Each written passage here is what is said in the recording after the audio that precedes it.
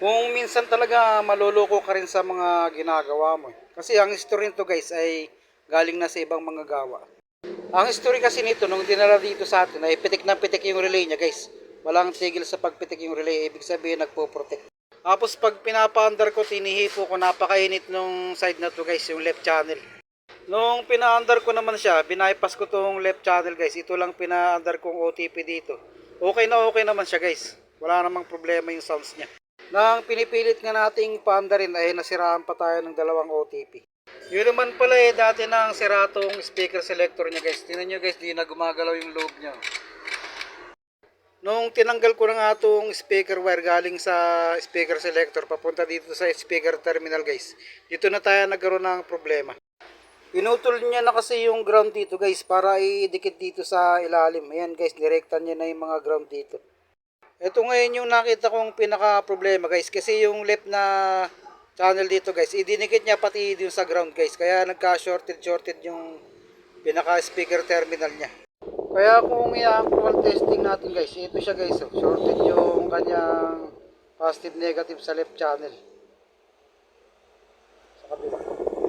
Ayan guys. Subukan naman nating tanggalin at i-tester natin ulit. Testing natin. Ayan guys, nawala na nga yung shorted niya dito sa kabila. Ayan, wala na siya guys. Ibig sabihin okay na yung ating unit guys. Ito lang talaga nagka-problema sa speaker terminal. Kaya pala kahit anong pagtutroubleshoot natin dito sa mainboard ay meron pala siyang ibang problema. May sekreto palang problema guys. Okay, set up na natin para ma-sound test natin ng konti. Tapos nga sound test natin ng konti.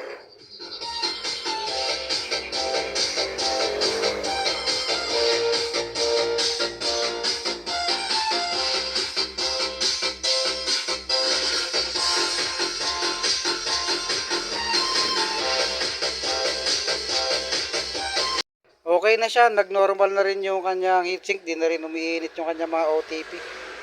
Medyo grabe rin ang nangyari sa atin sa amplifier na ito kasi napatagal ng paggawa natin dahil lang doon sa pagkaka-shorted ng speaker terminal. Okay lang naman sanang i-bypass tong speaker selector, ang problema lang yung pagkaka-bypass niya ay mali-mali.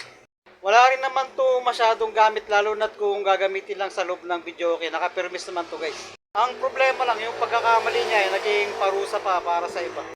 Kaya kung tayo magbabypass ng anumang bagay sa amplifier, alam naman natin napakasela nito guys. Isipin natin at i-trace natin mabuti kung paano ang gagawin natin para hindi tayo magkakamali. Yan lang muna sa akin guys. Maraming salamat.